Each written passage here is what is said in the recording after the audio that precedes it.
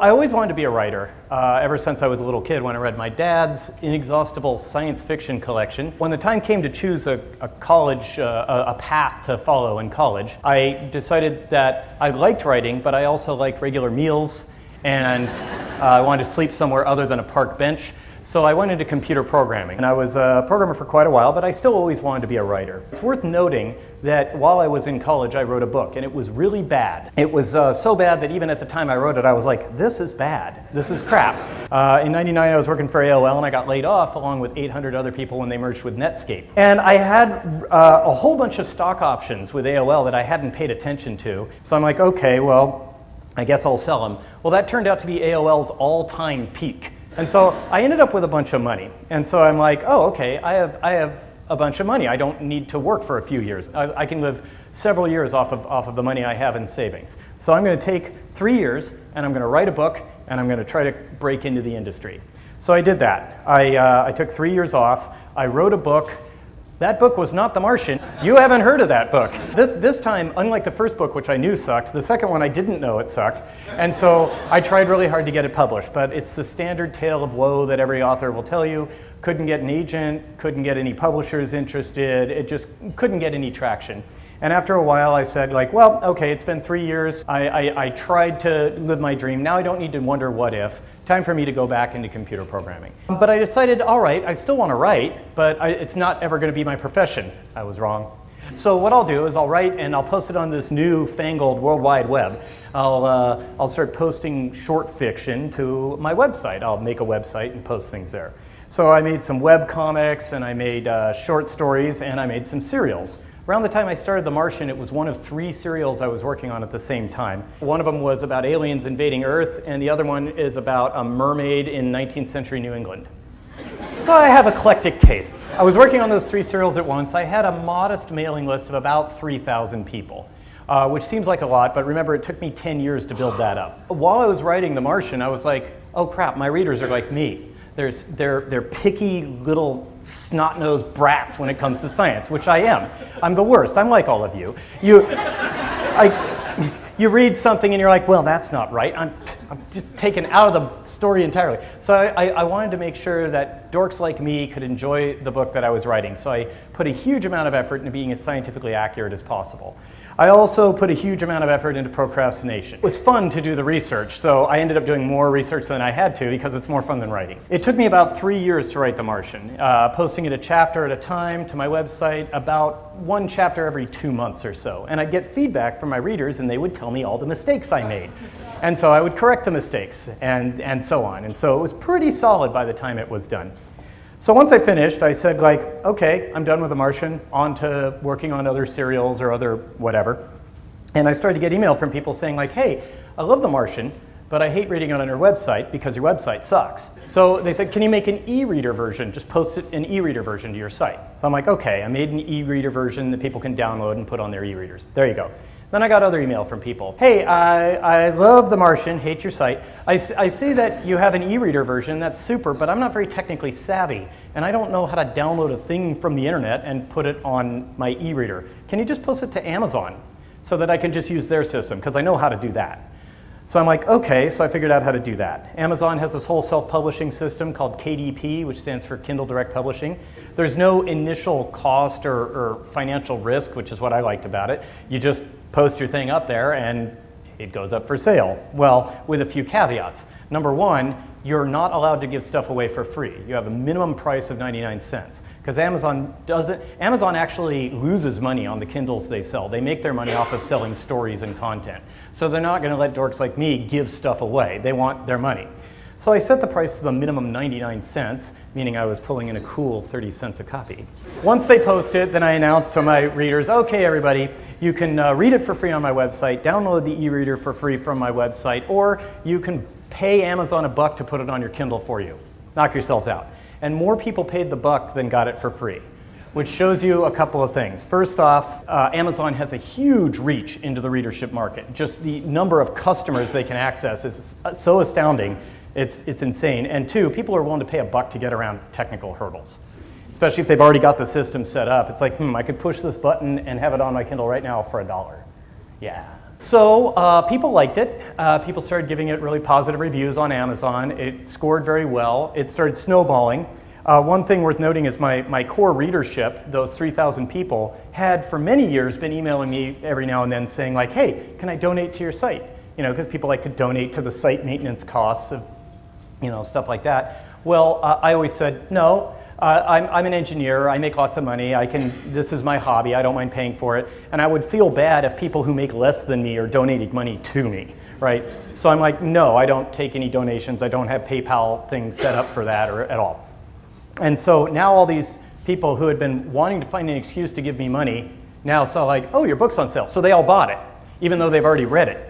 So they all bought it, they all paid $1, and that helped the initial sales spike. And that, plus the good reviews, plus people recommending it to each other, got it into the top sellers lists in Amazon. Once it got into like the top 10 in science fiction, then it really started going because, you know, you're like, oh, I don't know what I want to read. What are the top sellers in sci-fi? I'll buy one of these.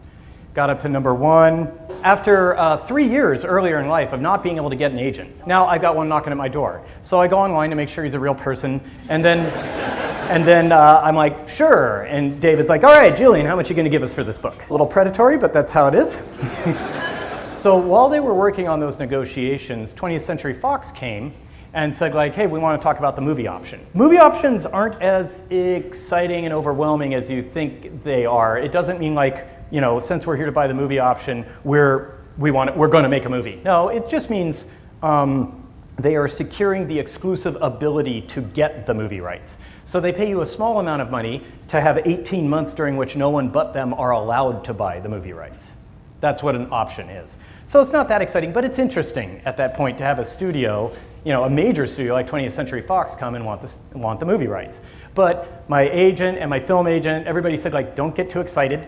They only make about one movie for every like several hundred options they go secure. So it's not, don't get too excited, but I was excited.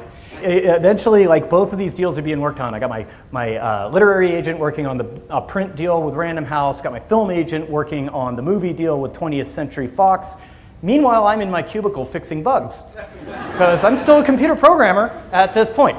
And so sitting there in my cubicle fixing bugs, running off to take a phone call about my movie deal, then back to the So it was a really surreal time. And in the end, the print deal and the movie deal were agreed to 4 days apart. That was an eventful week. I had to take a day off just to go home and lay down. But once the print deal happened, we went through a few editing passes. It wasn't that invasive, actually. I'm told that it was a very mild editing process. And then it came out, and it sold really well, and it got onto the New York Times bestseller list. Meanwhile, in movie land, they brought Drew Goddard on to write and direct the film, or at least that speculatively. Drew Goddard, by the way, is a veteran screenplay writer in Hollywood. He wrote a bunch of episodes of Lost and Buffy the Vampire Slayer. He wrote Cloverfield. He directed Cabin in the Woods. He really liked the book, so to follow the book, he wrote the screenplay to follow the book as well as possible. He was originally set to direct as well, but then Sony came along and offered him the director's chair for the next Spider-Man movie. And so he's totally a superhero guy. So he's like, oh, I got to do this. So then the studio was like, oh. They're like, well, we've got a screenplay now, but we no director, no nothing. And then Matt Damon said, hey, I'm interested in playing the lead. And the studio was like, okay, now we're taking this seriously. But now that we have a big name actor who's interested in playing the lead, but we don't have a director. And so Ridley Scott came and said, I'll direct it. And they're like, really? So at that point, it was pretty much green-lighted, although I didn't know it. It's just one of those things where all these things just snuck up, just bit by bit. They snuck up. It was like Ridley Scott might be interested. Ridley Scott is interested. Ridley Scott's in negotiations. If he can find it, you know, time in his schedule. If we could, okay, Ridley Scott's on board. Okay, now we need a female lead. Well, Jessica Chastain has expressed interest, and it's like we got all these big name actors start piling on, and the studio was like, whoa, everybody. We can't afford all of you. Go away. We've got Matt Damon and Ridley Scott. They're expensive. But a lot of these performers you saw are working for less than they would normally get just because they think it's a cool project. Thank you. The first question I always get asked is like, what did you have to do with the movie? Mostly my job on the film was to cash the check. Seriously, in the contract, it's like, we will give you this pile of money, and then you get to go to the premiere. But they chose to involve me, which was really cool. When Drew was writing the screenplay, he called me almost every day to ask questions, some technical, some storyline questions. When he got when he was done with the first rev, he sent it to me for feedback. I gave him lots of feedback. He made some changes based on it and ignored other things. It's his screenplay. And then once they were filming it, I would occasionally get these questions filtered through from Wrigley. It was actually really heartening to see the kinds of questions that were coming through from Wrigley. One of the questions was, hey, can we show Watney pouring hydrazine from one container to another out on the surface of Mars? So he's in his EVA suit and he's just pouring it from one container to another. I'm like, no, Mars's atmospheric pressure is really, really low. The hydrazine would just boil off. And he's like, okay, then we won't do it. I'm like, okay, that's what I like to see. Oh, one other thing. So I put a lot of effort into being technically accurate, but there are a few places where I'm not. And the biggest one is the sandstorm at the beginning. In reality, Mars's atmosphere is about, 0.5% of Earth's atmospheric pressure. So they do get sandstorms and dust storms that are 150 kilometers an hour, but the inertia of the wind that's hitting you would feel like a 1 kilometer an hour breeze. So it wouldn't damage anything. I knew that was the case when I wrote it, and I decided to look the other way because I wanted it to be awesome. I had an alternate beginning in mind at first that had, like they were doing an MAV engine test and there's an explosion and that causes all the problems that lead to Mark being stranded. But I decided against it because it's a man versus nature story and I wanted nature to have the first punch. The other deliberate inaccuracy I had was I really hand-waved around the radiation issue in space. I just have like a paragraph or two in the book that say like, oh yeah, the HAB, the rovers, my EVA suits are all radiation shielded. In reality, that's a huge problem, and there is no thin, light, easy material that completely takes care of it. So realistically, having gone what he went through and being on Mars for so long, Mark would have so much cancer as cancer would have cancer, but they have, it's a magical technology that they developed between now and 2035. And then there are things that have been invalidated in the story since the book was released. So, those bastards at JPL landed Curiosity. Those of you who've read the book may know that there's a huge part of the plot is him having to create water. You mix the hydrogen and the oxygen, burn them in a controlled way, and yay, you've got water. Well, so Curiosity went to Mars and went, scoop, there's a shitload of water in the soil. It turns out for every cubic meter of Martian soil, there's about 35 liters of water in it. So what I say for that is Mars does not have a single solitary climate, just like Earth doesn't. We have the Sahara and we have like the Amazon, right? They're very, very different climates on Earth. Well, Curiosity's in Gale Crater, which is about 5,000 kilometers or so from Acidalia Planitia, where the Martian takes place. So I say Acidalia Planitia is a desert, and no one can prove me wrong until you send a probe. Another fun thing that has since happened, since the book has been released, the new PLISs, the PLIS, Portable Life Support System, that's the backpack part of a spacesuit. The new PLISs have the ability to separate carbon dioxide out of the air without any filters, without any expended materials at all. They can just do it forever. Okay. Thanks, NASA. There's one more thing. Oh, yeah. So the University of Arizona runs the HiRISE instrument on Mars Reconnaissance Orbiter. It's basically a spy satellite. In the book, I say exactly where the HAB is in Acidalia Planitia, the exact latitude and longitude coordinates. And so the people who run the HiRISE instrument said, let's see what's there. And so they took a high-res picture and they're like, this isn't anything like he described it. So thank you, everybody. Well done. Thank you.